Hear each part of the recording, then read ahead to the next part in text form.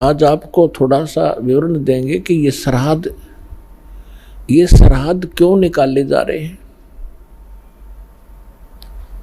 हमारे जो धर्मगुरु थे ये अज्ञानी थे, एक नंबर के।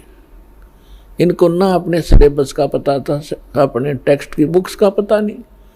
पुराण, श्रीमद् भगवद गीता और वेद ये हमारे आध्यात्मिक सिलेबस है।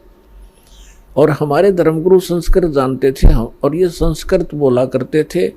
गीता का और वेदों का मंत्र तो वही बोल देते थे, अनुवाद अपने हिसाब से गलत करते थे, जिस कारण से हमारे अंदर भ्रम बना रहा कि ये बड़े विद्वान हैं, संस्कृत भाषा जानते हैं, इन्होंने सदग्रंथों को ठीक ठीक जाना होगा।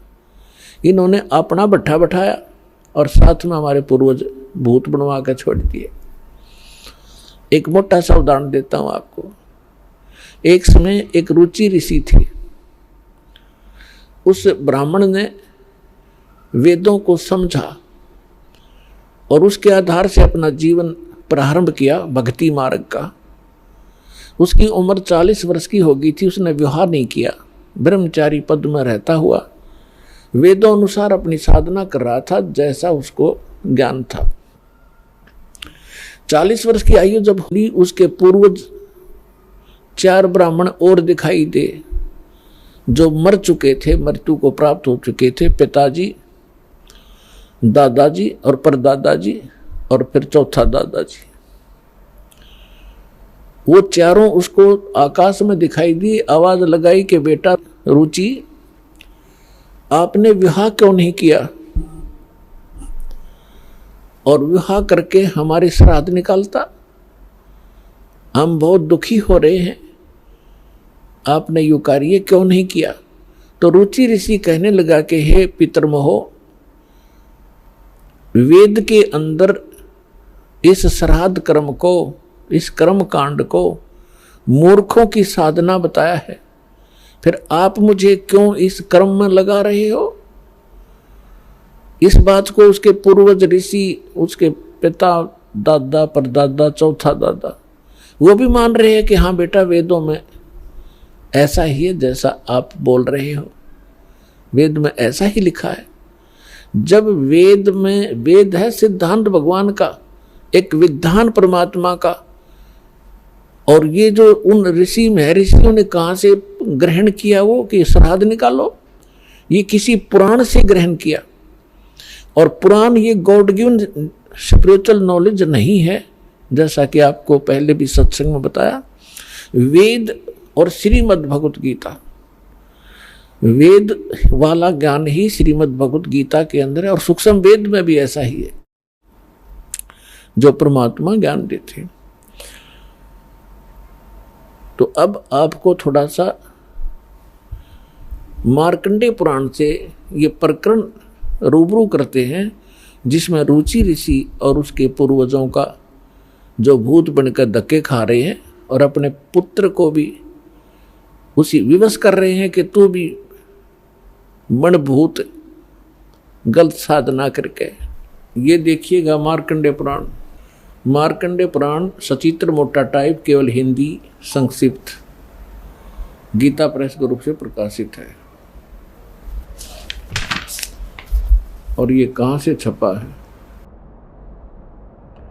अब इसके हम आपको ले चलते हैं 242-43 पे। ये देखिएगा 242 पृष्ठ पे मार्कंडेय पुराण, संक्षिप्त मार्कंडेय पुराण, रोच्य मुनि की उत्पत्ति कथा। मार्कंडेय जी कहते हैं, ब्रह्मन पूर्व काल की बात है। प्रजापति रुचि ममता और अहंकार से रहित इस पृथ्वी पर विचरते थे। उन्हें किसी से भय नहीं था, वे बहुत कम सोते थे। उन्होंने न तो अग्नि की स्थापना की थी और न अपने लिए घर ही बना रखा था।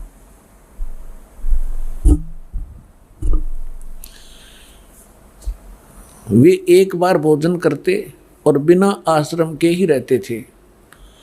उन्हें सब प्रकार की आसक्तियों से रहित एवं मुनिवर्ती में रहते देख उनके पितरों ने उनसे कहा। पितर बोले, बेटा ये देखो ये भूत दिख गए इसने, ये देखो ये भूत दिखाई देंगे चारों, ये पिताजी दादाजी और फिर दादा का पिताजी दादा का परदादा जी, ये चारों भूत बन रहे ऋषि जी। अब ये क्या इंस्ट्रक्शन दे रहे हैं देखिएगा। पितर बोले बेटा विवाह स्वर्ग और अपवर्ग का हेतु होने के कारण एक पुण्य में कार्य है, उसे तुमने क्यों नहीं किया। गृहस्थ पुरुष समस्त देवताओं पितरों ऋषियों और अतिथियों की पूजा करके पुण्य में लोकों को प्राप्त करता है। वह सभा के उच्चारण से देवताओं को, श्रद्धा के शब्द से पितरों को तथा अन्नदान बलि वैश्वदेव आदि से भूत आदि प्राणियों एवं अतिथियों को उनका भाग समर्पित करता है। बेटा हम ऐसा मानते हैं कि गृहस्थ आश्रम को स्वीकार न करने पर तुम्हें इस जीवन में क्लेश पर क्लेश उठाना पड़ेगा और मृत्यु के बाद और दूसरे जन्म में भी क्लेश ही भोगने पड़ेंगे। अब रुचि ऋषि कहता पितृगण परिग्रह मात्र ही अत्यंत दुख एवं पाप का कारण होता है और तथा उससे मनुष्य की अधोगति होती है। यही सोचकर मैंने पहले स्त्री संग्रह नहीं किया। अब हम ज्यादा ना पढ़कर आपको अपने काम की बात पढ़ावांगे। पितर बोले बेटा जितेंद्रिय होकर आत्मा का प्रक्षालन करना उचित ही है। तुम जिस पर चल रहे हो वह मोक्ष मार्ग है। रुचि ने पूछा पितामहो वेद में कर्म मार्ग को किसको, जैसे ने भी बताया था कि इन्होंने बताया था इन पितरों ने कि गृहस्थ पुरुष समस्त देवताओं पितरों ऋषियों और अतिथियों की पूजा करके पुण्य में लोकों को प्राप्त करता है। वह सभा के उच्चारण से देवताओं को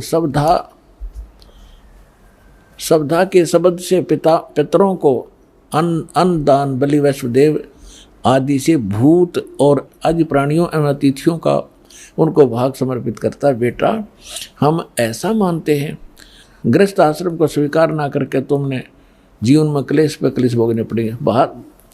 भावार्थ है कि तो तुम ये श्राद्ध श्रुद्ध ना निकालता ये निकाल है। अच्छा यूँ क्या कह रहा है फिर, ये कह रहे हैं कि जो तू लग रहा है ना यूँ तो है मोक्ष मार्ग। अब के पूर्वज कह रहे हैं कि जो तू लग रहा है वो मोक्ष मार्ग है और हम बताओ वो नरक मार्ग में आ जा, तू मोक्ष मार्ग न छोड़ दे। ये देवता कह रहे हैं पितर। देखो पितर बोले बेटा जितेंद्रिय होकर आत्मा का प्रक्षालन करना उचित है, किंतु तुम जिस पर चल रहे हो तो मोक्ष मार्ग है। हरिभ हम बतावेंगे वो कौन सा मार्ग है। अब रुचि ने पूछा पितामहो वेद में कर्म मार्ग को अविद्या कहा गया है। ये श्राद्ध श्रुद्ध निकालना भूतों की पूजा करना तेरहवीं करना ये सारा कर्म मार्ग है, कर्म कांड है। वेद में कर्म मार्ग को अविद्या मूर्खों का मार्ग कहा गया है, फिर क्यों आप लोग मुझे उस मार्ग पर लगाते हैं।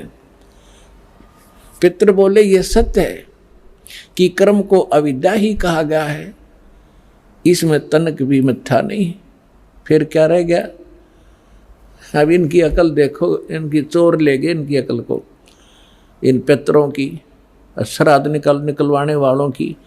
अब वो लड़का ठीक साधना कर रहा था अपनी वेदों के आधार से, और ये भी मानते हैं कि तू आप जो साधना करे तो मोक्ष मार्ग है।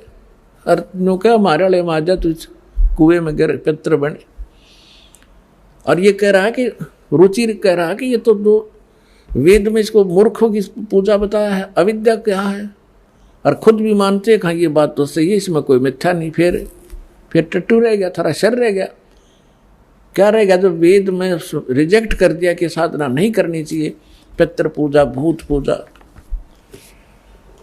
अब कहने का भाव ये है कि इन्होंने इस रुचि को डरा धमका के अटबट सुना के, अब जिसके पहले वाले चार दादे परदादे पिताजी दिखाई दे जा, ये तो खैर बुद्धिमान व्यक्ति था, थोड़ा बहुत इसने तो अपना तर्क दे भी दिया और आपको कोई चार दादी दिख जाए तो जब समर्पण कर दो, बोलो जी के को हो वही कर दूंगा। तो हमने इन दादों के चक्कर में ही पाना नहीं।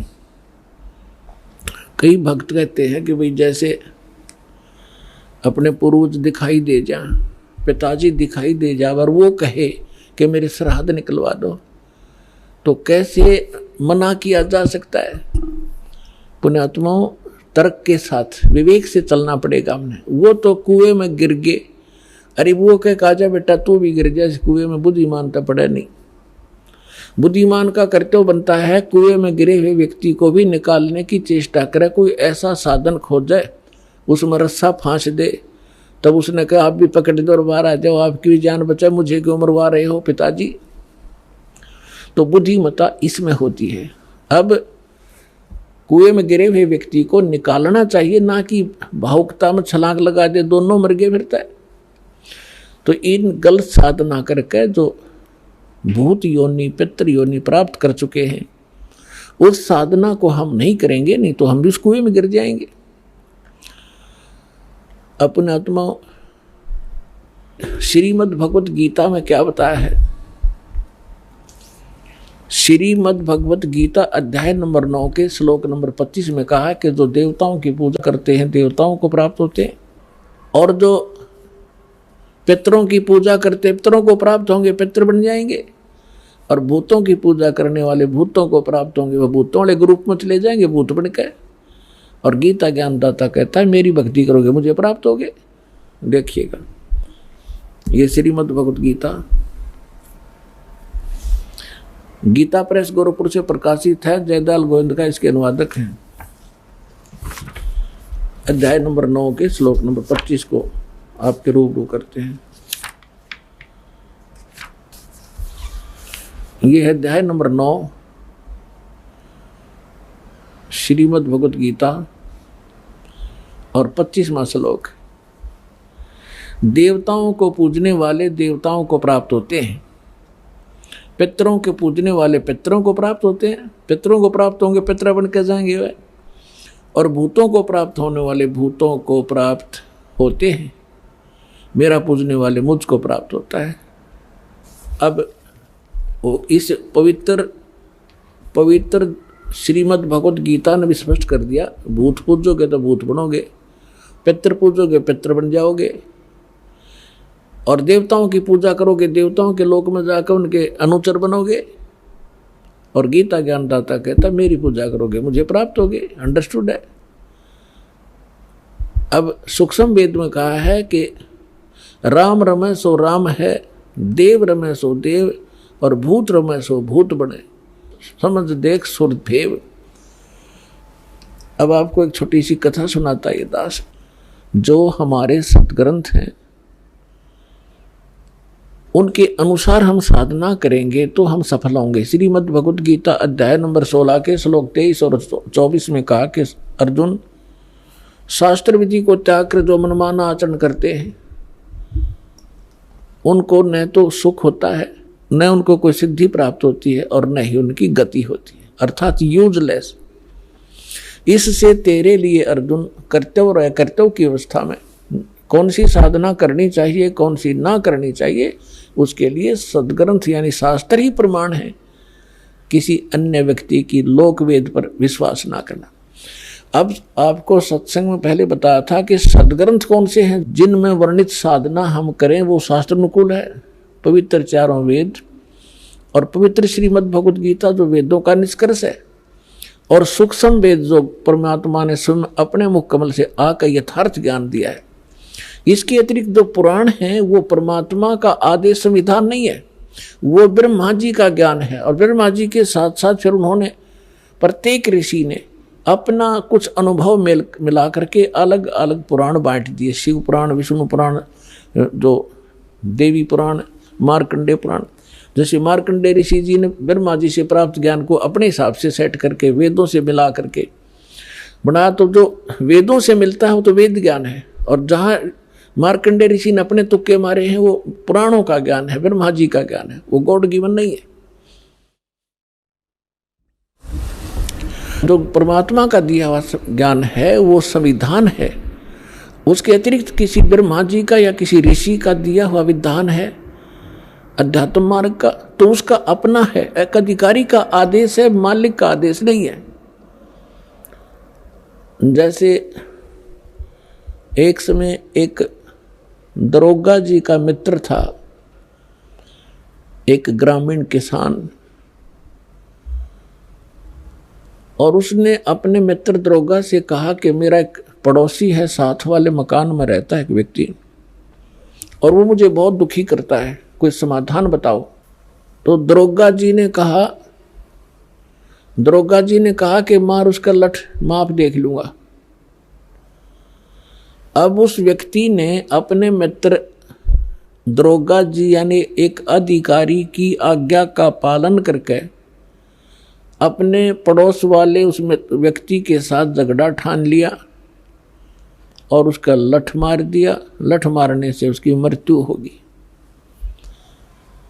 अब उस व्यक्ति ने एक अधिकारी की आज्ञा का पालन करके राजा का विधान भंग कर दिया। राजा का विधान है कि कोई किसी की हत्या करेगा तो उसको सजाए मौत होगी। वही अधिकारी, वो SHO, अपने उस मित्र को अरेस्ट करना पड़ा उसने और हवालात में डालना पड़ा और फिर उसको सजाए मौत होगी। तो पुण्यात्माओं, जो वेद, गीता और सूक्ष्म वेद, ये है विधान परमात्मा का। इसके अतिरिक्त कोई व्यक्ति विशेष या कोई ऋषि विशेष या कोई देव विशेष अपने सत्र का कोई ज्ञान आपको देता है, आदेश देता है कि ऐसा कर लो, ऐसा कर लो। अगर वो वेदों में नहीं मिलता है तो वो परमात्मा का विधान खंड होगा उसकी आज्ञा पालन करने से। अब आपको थोड़ी सी झलक दिखाते हैं इन ये कहाँ से लाए श्राद्धने का ये सिस्टम। हमने अब आपको रोना आया करेगा, हमारे पूर्वजों की दुरुक्ति करवा दी इन लोगों ने, अंधों ने। एक टीचर का फर्ज बनाया अपने सिलेबस ने ढंग से जाने और फिर विद्यार्थियों को पढ़ावे। अब आपको दिखाते हैं श्री विष्णु पुराण। अपने आत्मा यही पुराणों की अगर माने तो पुराणों के अंदर भी बहुत सा ऐसा विवरण दे रखा है जो जैसे दास ने बताया था कि जैसे हमारे सदग्रंथ हैं, ये एक वन है और वन के अंदर बहुत सी अच्छी जड़ी बूटियाँ होती हैं और जानकार व्यक्ति उन अच्छी जो आवश्यक है उन जड़ियों को निकाल कर एक औषधि बना लेता है। उस वन के अंदर, जंगल के अंदर ऐसी भी जड़ी बूटियाँ होती हैं जो हानिकारक भी होती हैं। तो जिसको ज्ञान नहीं वो हानिकारक जड़ी बूटियों को मिलाकर अगर बना देता है जुगाड़ कोई जड़ी बूटी, तो वो दवाई बनाता है तो हानि करती है। तो इन्होंने वो जड़ी बूटियां सेलेक्ट कर ली जो हमारे लिए हानिकारक थी। अब हम लेंगे वो जड़ी बूटियां जो हमारे लिए लाभदायक हैं, जो वास्तविक औषधि बनती है जिससे। तो ये विष्णु पुराण है, देखिएगा, ये है श्री विष्णु पुराण सचित्र हिंदी अनुवाद सहित और गीता प्रेस गोरखपुर से प्रकाशित है। इसके अनुवादक कौन है ये भी दिखा देते हैं आपको। इसके अनुवादक हैं श्री मुनीलाल गुप्त और गीता प्रेस गोरखपुर से प्रकाशित है। इसके 213 पृष्ठ पर थोड़ी सी झलक दिखाते हैं। समझदार को संकेत पर्याप्त होता है। ये तृतीय अंश और अध्याय नंबर 15 चल रहा है, 16 के आगे शुरू हो जाता, हम 15 पढ़ेंगे। हे राजन, श्राद्ध करने वाले पुरुष से विश्व देवगण, पितृगण, पितामह और कुटुंबजन सभी संतुष्ट रहते हैं। जो श्राद्ध करते हैं उनसे देवगण, पितृगण, पितामह, कुटुंबीजन सभी संतुष्ट रहते हैं। आगे क्या कहा कि हे भूपाल, पितृगण का आधार चंद्रमा है और चंद्रमा का आधार योग है। इसलिए श्राद्ध में योगी जन को नियुक्त करना अति उत्तम है। हे राजन, यदि श्राद्ध भोजी एक सहस ब्राह्मण हो, ब्राह्मणों के सम्मुख श्राद्ध खाने के लिए आए हुए 1000 ब्राह्मणों के सम्मुख एक योगी भी हो तो वह यजमान के सहित उन सब का उद्धार कर देता है। अब इससे क्या स्पष्ट हुआ? वही श्राद्धों की महिमा बताने वाला औरव ऋषि बोल रहे हैं। औरव वो क्या बता रहा है कि श्राद्ध निकालने वाला पितरों को और पितृगण पितामह कुटुंबीजन और देवताओं को खुश करता है। फिर इसके साथ साथ फिर स्पष्ट कर दिया है कि श्राद्ध कर रहे हो, श्राद्ध का अर्थ होता है एक धार्मिक अनुष्ठान। तो उसमें ये बताया कि उस धार्मिक अनुष्ठान में यदि 1000 ब्राह्मण आ रहे हों श्राद्ध जीवने वाले, उनके सामने एक योगी आ जा उनके साथ में। अब योगी का क्या अर्थ है? गीता अध्याय नंबर 2 के श्लोक नंबर 53 में कहा कि अर्जुन, जिसमें तेरी बुद्धि भिन्न भिन्न प्रकार के वचनों से विचलित ना होकर हटकर एक तत्व परमात्म तत्व ज्ञान के ऊपर आश्रित हो जाएगी, तब तो तू योग को प्राप्त होगा, तू भगत बनेगा, योगी बनेगा। तो अब यही बताया है कि योगी वो होता है जो पूर्ण परमात्मा के ज्ञान से परिचित हो, अटल ज्ञान रखता हो, सत साधना कर रहा हो। उसको भोजन कराने से कहते हैं उन पितरों का भी उद्धार हो जा, 1000 ब्राह्मणों का उद्धार हो जा जो पेट भरते फिर रहे हैं, जिनको ज्ञान कति नहीं, और यजमान का भी उद्धार हो। तो पुण्यात्माओं, दास ने आपको सबसे पहले योगी बनाया है।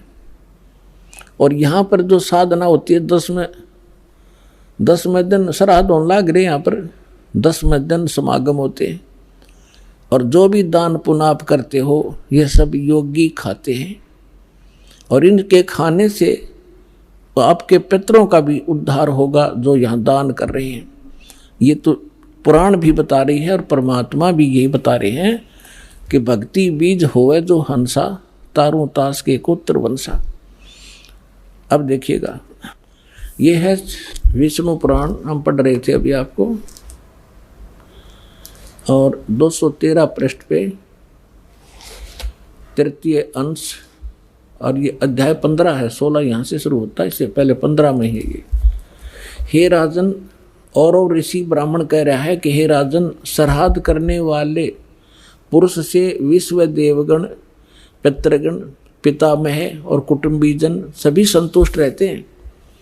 हे भूपाल, पितृगण का आधार चंद्रमा है और चंद्रमा का आधार योग है, इसलिए श्राद्ध में योगी जन को नियुक्त करना अति उत्तम है।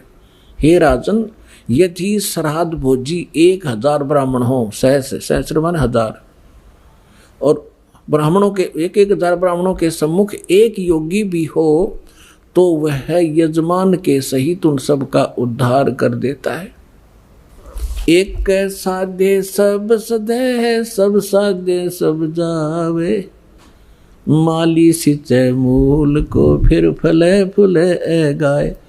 योगी वो नहीं है जो पेट का पानी हला के दिखा दे, ऊपर न पैर कर ले नीचे न स्वर, वो योगी नहीं है। वो तो एक प्राकृतिक चिकित्सक है वो व्यक्ति, वो संत नहीं है। योग का अर्थ होता है परमात्मा से मिलने का, योग करने का तरीका। योगी माने भक्त, साधक। तो अब आपको क्या सिद्ध हुआ कि हमारे सदग्रंथ वेद हैं, वेद अनुसार साधना करने से हमें हमारी शास्त्र अनुकूल साधना बनती है। और वेद और गीता दोनों एक ही हैं, और परमेश्वर ने जो ज्ञान दिया वो आपको सुबह सुना ही दिया था। रे बोली सी दुनिया, सतगुरु बिन कैसे सरिया। अरे भोली सी दुनिया, सतगुरु बिन कैसे सरिया। अपने लला के बाल उतरवावे देखे चीना लग जइया, एक बकरी का बच्चा लेके उसका गला कटैया। रे भोली सी दुनिया, सतगुरु बिन कैसे सरिया। फिर काचा पाका भोजन बना के और माता धोकने गईया, और उस माता ऊपर कुत्ता मुत्ता, ओ क्यों ना मर गईया। रे भोली सी दुनिया, सतगुरु बिन कैसे सरिया। जीवित बाप के लट्ठम लट्ठा, जीवित बाप के लट्ठम लट्ठा, और मुँहे गंग पुचैया। जब आवे आसोज का महीना, फिर कौआ बाप बनैया। रे भोली सी दुनिया, सतगुरु बिन कैसे सरिया। और उन्हीं से प्राप्त ज्ञान को गरीबदास साहब जी कहते हैं कि प्रेत सलाह पर जा विराजे पितरों पिंड भराई, और बहुर श्राद्ध खान को आए फिर काग भय कलमाही। नर से तीतु पशुआ की जय गद्दा बैल बनाई, ये 56 भोग कहा मन बोरे, कित कुर्डी चरडे जाई। फिर क्या बताते हैं, जय सतगुरु की संगत करते ये सकल कर्म कट जाई, अमरपुरी पर आसन होते जहां धूप ना छाई। यदि तुम सतगुरु की शरण में आ जाते, ये सारे फंड छूट जाते, ना श्राद्ध निकालने, ना पितर बनना, ना भूत बनना, और सतलोक चले जाते।